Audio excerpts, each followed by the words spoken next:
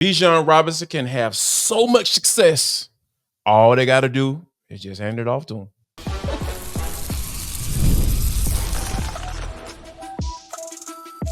This is the Atlanta Sports Party, part of Locked On Sports Atlanta on the Locked On Podcast Network. Your team every day. Into the Atlanta Sports Party, your home for the best Atlanta sports talk. It's local insight you can't get anywhere but right here at Locked On. I'm your host, Tenitra Batiste, and alongside me today are Jarvis Davis and Maria Martin. The Atlanta Sports Party is part of the Locked On Podcast Network, your team every day.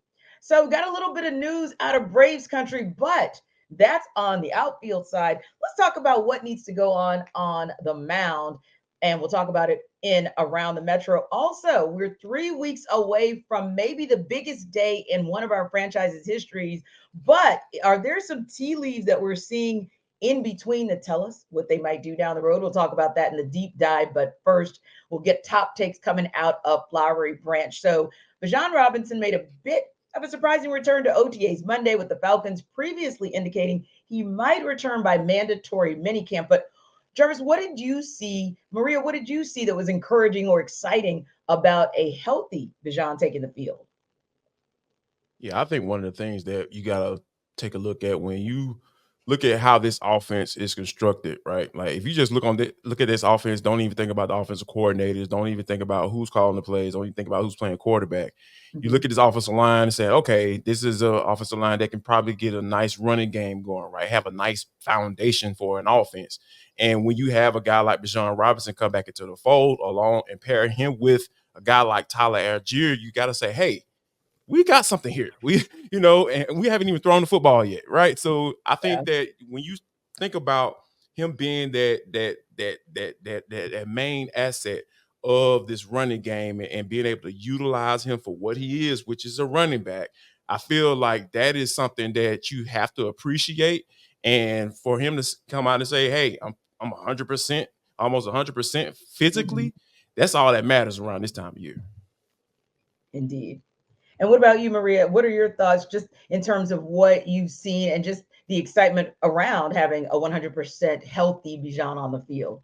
Well, as Jarvis kind of talked about it, it's not like you can see him full go right now, but just to see him on the field and to see him getting acclimated to some of his new teammates, I thought was really encouraging. And we got to talk to him afterwards, and you could just tell how excited he was. I kind of pressed him a little bit on his relationship with Kirk Cousins and, when's the first time did you feel that excitement that you have a quarterback like Kirk Cousins? And he said, the first time he got me the ball, I started understanding that this guy is legit, is what he said. So it was nice to see him excited. I asked Kirk the same thing, just what have you noticed from Bijan in your small amount of time together? Because clearly he hasn't really been available because of his injury. And he said, right away, you notice the speed, you notice the shiftiness, you notice the movement. And I think acclimating him and utilizing him, like Jarvis mentioned, as a running back is going to be so beneficial for him. I think a lot of people forget, and mostly because he was drafted as high as he was at that position, that he is a running back. And yes, he can catch the football out of the backfield, and it's fun to be creative with him. But I think if you utilize his strengths, he can unlock a different level this year. Indeed. But because there was news around Christian McCaffrey earlier this week in terms of getting an extension, a great deal with the San Francisco 49ers, he's now set the bar super high for running backs. And it's kind of a narrative that erases the narrative from last year where running backs don't get paid. But Maria, the difference is Christian McCaffrey isn't just a running back. He's so versatile coming out of the backfield, similar to what Bijan Robinson is. And I think that's what makes us so excited about his talent and his abilities. But when we think about Bijan speaking to the media after practice, talking about being used like McCaffrey, does that speak more to his level of talent and belief in his own abilities, to Zac Robinson looking at being more balanced in his play calling, or maybe a mix of both? I honestly think it speaks more to Zac Robinson. That's how I took it, because we all know that Bijan is talented and you can use him in a plethora of different ways. But Zac is looking at it like, okay, I have this player that's good at specific things. Let's utilize that, because he has so many weapons when it comes to play calling offensively. So you need to play to each guy's strength. That's where I think you're going to be more successful. And unfortunately, Arthur Smith, or fortunately for him, I guess, whatever way you want to look at it, he is creative play calling, but almost to a fault and to a point where it gets kind of confusing, where, you know, you're teetering on the line of creativity in the terms of an experiment. Will it work? If I can do this and it works out, he's a genius. If he can't and it doesn't work out, he's an idiot. That's just how it works when it comes to coaching anyway. But I think for Zac Robinson, he's trying to play into what I was talking about earlier, these guys and what they can actually do. Yeah. And that's just going to open up so much for Kirk Cousins. He has so much to play with. Let's not forget that it's not just Bijan and Tyler anymore. There are so many different avenues and ways to get guys the football. So I think it's more of Zac trying to focus in on the guys and their strengths and less about Bijan, because we all know he's talented. We all know that he is versatile, but I think leaning into what he truly is, which is a physical running back, I think that's going to be great for this offense. I think you make a great point, Maria, because for me, I felt like Arthur Smith got a little bit too cute saying it. And, you know, get into the whole gadget plays. He admitted that. Him up there. Yes. You know what I'm saying? Yes. It's like, it was every Sunday. I was just like, what are you doing? Why? And I'm sitting up here in the press box looking at this game. I was like, they about to get ready to throw the ball to this man. And you don't think, if I can recognize that, you don't know that the opposing defense is like, it's like, okay, you can get too creative. There is a such thing. Don't get too cute, man. Yeah. And I think Zac Robinson kind of understands that, because you have guys that can on the outside that can catch the football, that you can get a little creative with, and not necessarily, because once you start getting into that mode, like, guys understand it, and guys are going to see it's going to be on film. And so it's every time he comes into the game, they're like, all right, what random position are they going to put him in to try to get him the football, instead of just turning around and handing him off to him. So I feel like Zac Robinson totally understands that. And I feel like that's why that Christian McCaffrey makes a lot of sense, because, like, yeah, they're versatile players for sure, both of them, and they're super talented. But yeah, around and hand the ball off to them, and something dynamic is more than likely going to happen. Mm-hmm. Yeah, I think that's the way as well. And I think when we talk about balanced play calling for Zac Robinson, it is getting a feel also for the weapons that he can use and how he can utilize them, and kind of being able to tweak and shift. I think that was one of the things that we kind of saw with Arthur Smith as well, or didn't see with Arthur Smith, was the ability to look at the talent and say, okay, who has the hot hand, or okay, what are these opposing defenses doing, such that, yeah, Bijan may be the most talented back, but this is a situation for Tyler Algier or Cordero Patterson, or if it's on the TV. I just think that Zac Robinson is going to have a better or have more success at seeing the talent that he has around him, and then utilizing play calling to complement that talent. Now, Kirk Cousins also spoke about how important it is to build chemistry, particularly Jarvis with his wide receiver group. But should we exercise a little patience when it comes to setting expectations for the 2024 season in terms of the passing game, maybe being a more effective and efficient part of this Falcons offense?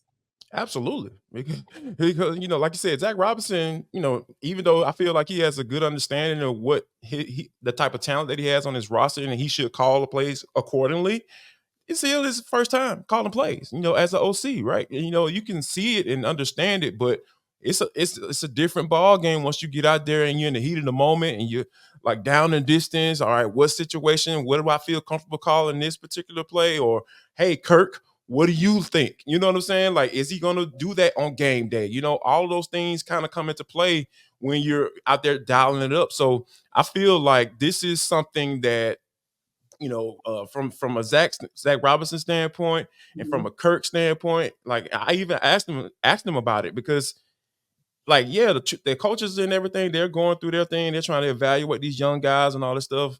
But I feel like, you know, Kirk being able to establish and he even said it himself, he's establishing Kyle Pitts, like, okay, what type of routes do he like to run in this particular situation? Or is there going to be a particular check that I can find that, you know, Drake is comfortable with, you know, or moving him in motion, him to the backside, or to maybe get a different matchup. So all those different things kind of go into play where you're saying, okay, I feel comfortable in this particular moment, and I know X player is going to be able to succeed if I get him in the right spot. I don't think we need to exercise a lot of patience at all. I feel very differently about this. And I think Right now in OTAs and mandatory minicamp and training camp, yeah, you exercise patience because even, you mentioned it, Kirk's been talking about making up for lost time because these guys clearly haven't been together. But this is a veteran quarterback and you pay him $100 million guaranteed to be able to move the offense in a way that is substantial of paying somebody that much money. So when you talk about exercising patience, I don't have a lot when it comes to Kirk making this offense look better.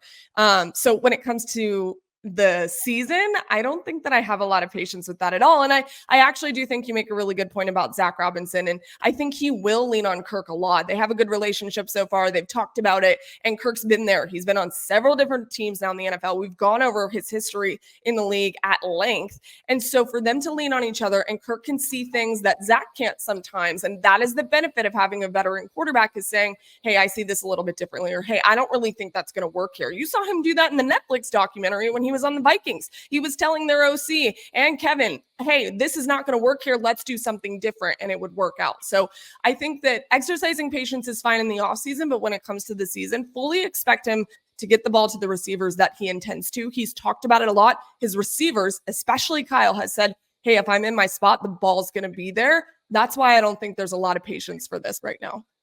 And it may actually be dictated by the schedule more than anything, because you do have teams like the Steelers, the Eagles, the Chiefs, maybe not the Saints so much. Maybe the Bucks, I think that's still kind of a question mark, and definitely not the Panthers. But if you look across that first 6 weeks that we've all talked about as the true gauntlet, you have some secondaries that really are ready for the challenge. So you might be forced by default to be prepared to deliver. But that also goes back to what you guys are saying about Bijan Robinson and where he fits in, and making sure that you have balanced play calling, so that for those teams that have those strong secondaries, but maybe their run defense you can take a little bit more advantage of, and maybe that's where you'll find some early success. But again, it may just come down to the defenses and the challenges that you're going to face in your opponents the first 6 weeks. So they are officially and have been officially on the clock for a few weeks now. But is there a franchise player on the clock too? We'll talk about it in the deep dive.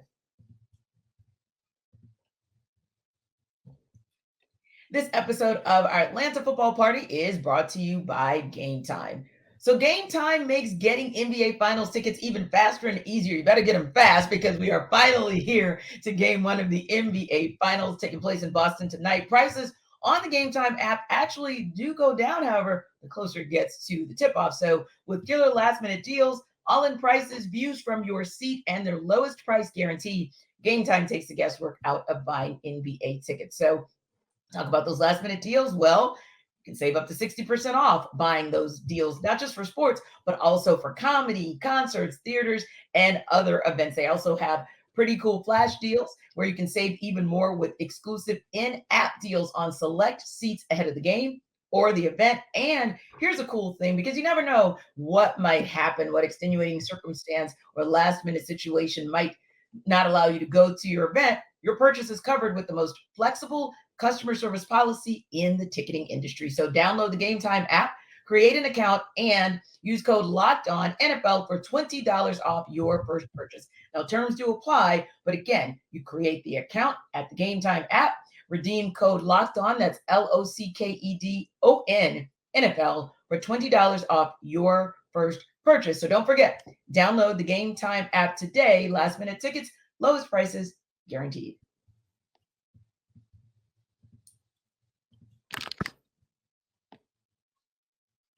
All right, Maria, we're 3 weeks away from the NBA draft and the anticipation is building.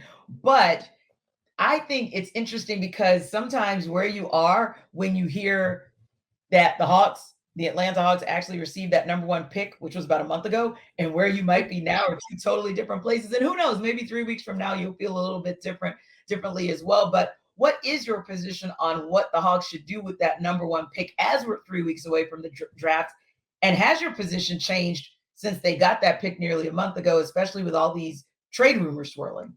Yeah, I mean, I think at first I would have told you, yes, stay at that number one pick, just because it doesn't happen very often, especially for the Hawks. We were all so surprised they had a 3% chance at getting the number one spot, and it was just this crazy event.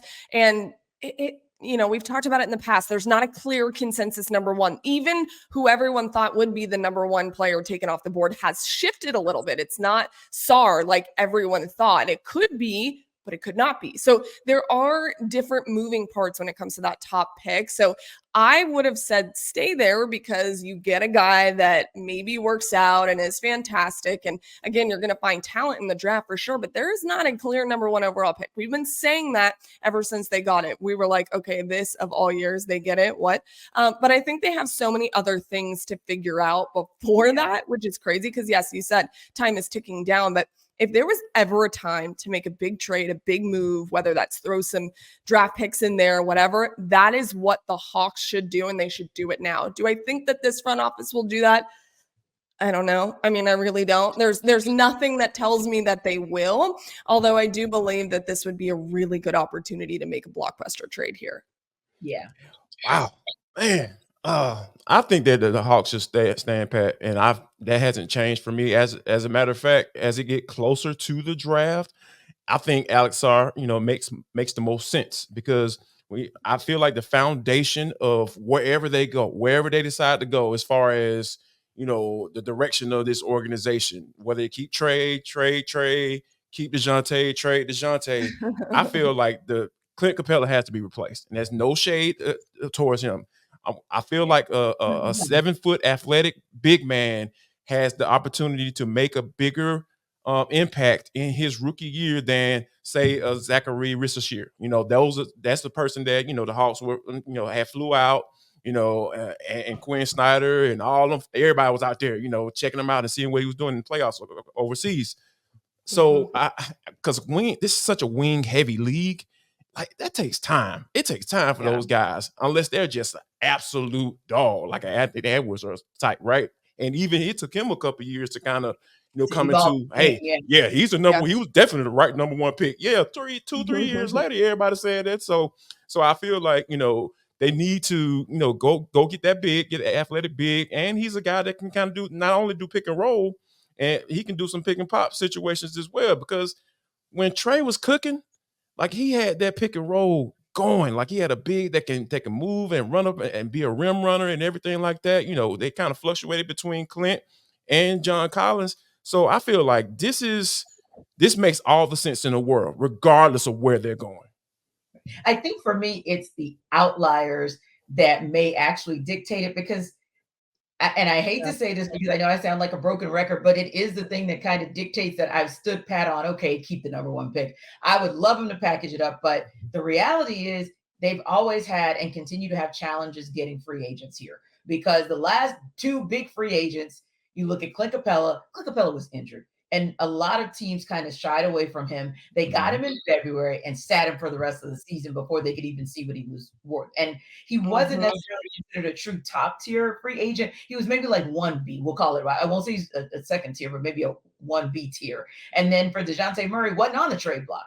Literally was a guy whose team said, hey, we're about to just go into tank mode. You're too good for that. Want to go elsewhere? And it just kind of worked out because of the relationships built between Landry Fields, the Spurs, et cetera, et cetera. So I'm not sure that there's a free agent that they actually need that they can actually get because that free agent will be willing to come here. I think the other thing is no matter what the Hawks try to do these days, it seems like they simply cannot get a trade partner. Think about, I think 1, 2, or all three of us were banging the drums for Derek White, OG Anunoby, and Pascal Siakam, to name 3 that end up with teams, one of which is in the conference finals, the NBA finals, the other 2 in the conference finals. So my point being, they can never get the trade partners, whether it's a 2-way, 3-team, or 4-team trade to get who they want. So I'm not sure they're going to be able to do anything with that number one pick because I don't know that they're going to do that and be able to pull that off. And the third thing and final thing on that piece was, I don't think with some of the things that are swirling in the rumor mill, it seems like with the most recent one, of course, the get Karl Anthony Towns because he'll be great in the pick and roll and pick and pop.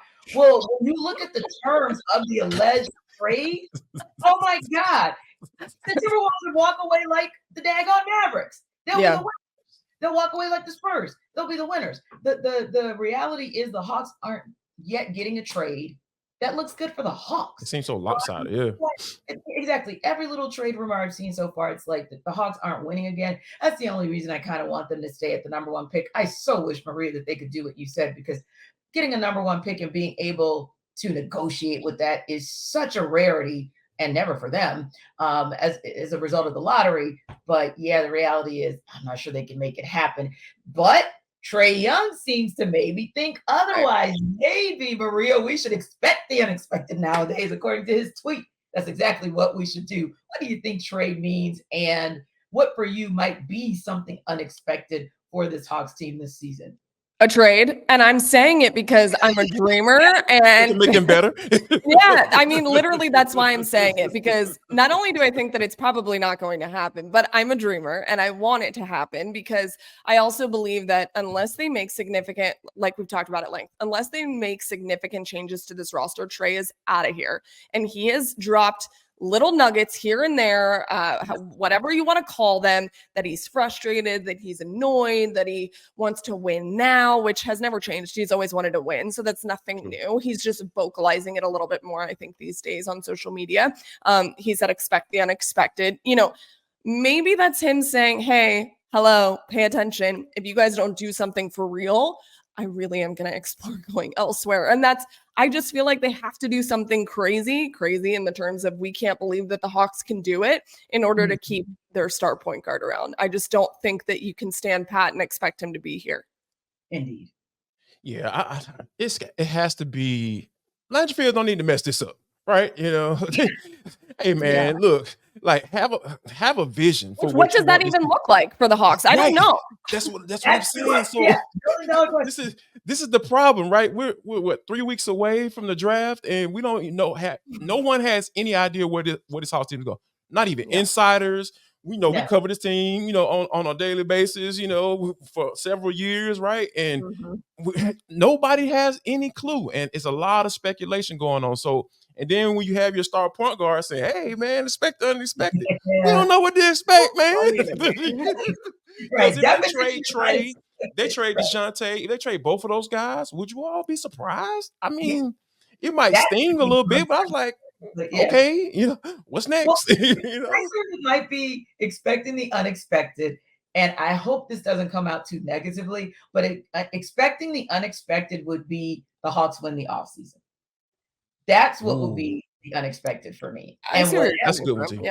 Yeah. And whatever that looks like, it doesn't matter to us. I don't care if it looks like getting the number 1 pick right, which I know would take a couple of years to figure out. I don't care if it looks like an overhaul that looks more like a rebuild than a reset. Whatever that is, the unexpected at this point is to get the offseason right. If you can do that, I think that we'll look back, the three of us, and on the other side of probably free agency, so probably one of our shows in July, we'll say, that was the unexpected that we were looking for, and we think they finally gotten it right. Well, there's a guy that typically gets it right all the time, and he might be put in a situation sooner rather than later because of developments that have happened in Braves country where he has to get it right soon. We're going to talk about that when we come back in Around the Metro.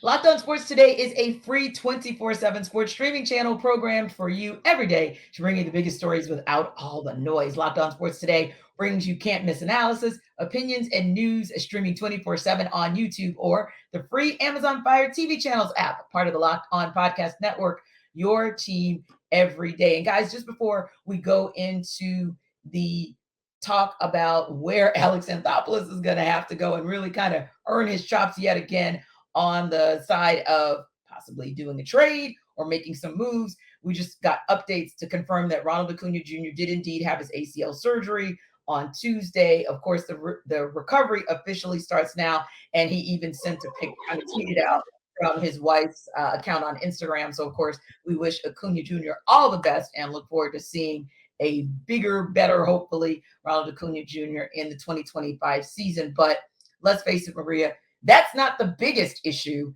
that Alex Anthopoulos has because quite honestly, he's able to platoon for the most part. And then he also went out and got with Brian Anderson earlier in the week. So I think those things are going to help out with all of the shifts and moves between Adam Duvall, Jared Kelnick, and what's going on in the outfield. The mound is a major issue. That fifth rotation is really, that situation is really starting to kind of bite Alex Anthopoulos in the butt a little bit, for lack of a better term, because it seems like no matter which direction he's gone in, whether it's a Bryce Elder who hasn't kind of shown up where he needed him to show up, a Darius Vines, etc., and most recently Spencer Schwellenbach, it's not working. He is 0-2 in just 2 starts, an ERA of 8.38 with just 9 strikeouts, and that's just not going to cut it, especially on a team in the Braves that are up and down, Maria, as far as their run production. So you're going to need someone who at least is able to keep runs off the board from the other team. And it might be high time to say the Spencer Schwellenbach experiment needs to stop. But my question to you is, does the Hurston Waldrop experience need to start, or is it time for AA to expedite searching for a fifth starter through a trade?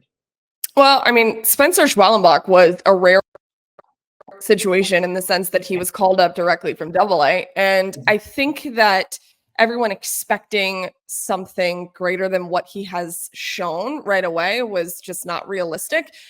For guys like that, especially when they're pulled from AA, you need to exercise patience, as we were talking about earlier with the Falcons. And especially a young guy like Spencer, he showed you some really nice things. And I think Snit did a really good job of painting that after his outing in Boston, because on paper it looks really bad. But if you actually watched him pitch, he did some really great things. And so I think building upon that's going to be critical, but it's hard whenever you're pulled from AA, you're in the bigs already, and you're expected to have a cleaner sheet than he did. So when you look at Hurston Waldrop, I know he was called up to AAA Gwinnett. He's looked really good. His first couple outings this year were rough, but he's since progressed. And yeah, maybe you give him a shot. I mean, it's like an audition in the fifth starter spot. But let's be honest here. If it wasn't for the Braves' arms, they probably would not be above 500. They have saved them more times than they have hurt them at this point. So I think that it's easy to look at that fifth spot rotation and say this is an issue, because okay, it could be better for sure, but let's not forget that this rotation as a whole in totality is saving this team this year, at least at this point in the year. Last year we were saying offensively they were so fantastic and they were doing these historic things. That hasn't been consistent for the Braves, no matter how you shake it. And the Phillies have a dominant lead in their division now at this point. So, yeah, I mean, he's going to have to do something at some point. And talking about Alex Anthopoulos, he'll have to add something for more sustainability, especially as we get closer to the postseason and turn that halfway point in the year. However, I don't think it's time to panic at this point. I think Spencer's done some good things. Schwellenbach, not Strider, obviously. And then if you give Hurston Waldrop a chance and he gets called up, because remember, he's pretty much the youngest guy of the bunch. So we'll see what he can do. He'll get a call up at some point. We'll see when he's ready. But I think his start on Sunday in AAA should be a pretty good indicator that he'll be ready at some point. I just don't think it's time to hit the panic button because, again, these arms have really saved this team this season.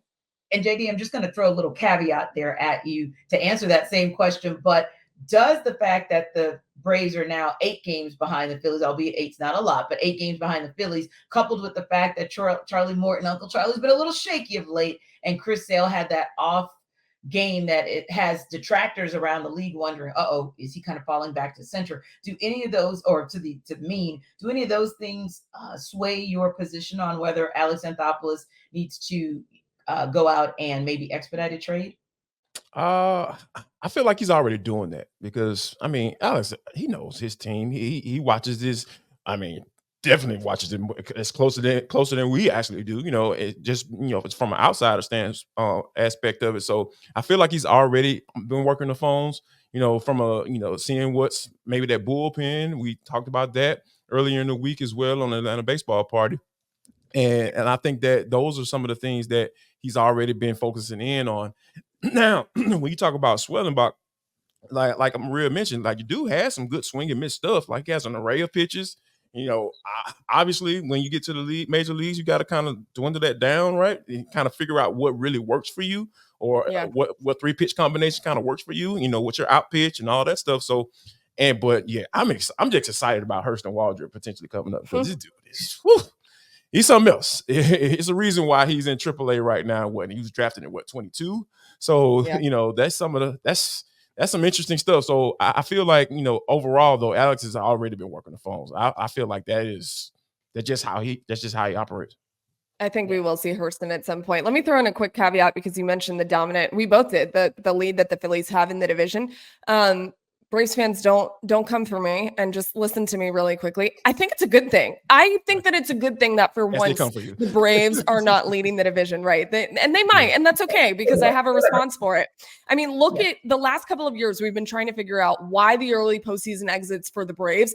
Why not look at the rest? They tried a different thing this last year. They did the sim games because the first year they took that whole break off. That's what you get for winning the division is a ton of time off. Nobody wants that. If you talk to an athlete, they want to keep playing at that point in the year. So honestly, let the Phillies have it. Let's see what happens because at that point, you are starting to pick up steam and have momentum like we saw the Phillies do the last couple of years. I think in all honesty, let's see if this is maybe the game changer in the postseason, that rest that we've been talking about, because look at what the teams that have dominated baseball, what happens to them in the postseason? They fizzle out early. So I'm okay with it. You know what?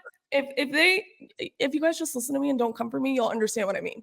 So the Braves will still make the postseason. Maybe they won't win the division for the first time in forever, but it might be a good thing. Who knows? It might be because the last two seasons, the Braves came in hot, and who ended the season on a higher note? The Phillies. And the season that the Braves had to completely reset themselves and figure it out, looking very similar to 24. We all know how that season ended. So I agree with you. This isn't the time to panic, just maybe the time to make some moves. Now, speaking of moves, finally, the NBA Finals are making moves tonight. Game 1 in Boston. Our local guy, Jaylen Brown, the Eastern Conference Finals MVP, has a chance to become the NBA Finals MVP. According to our FanDuel odds, he's third in line for that.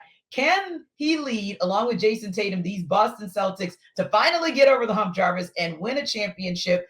If so, how many games? If not, Mavs, and how many? Wow.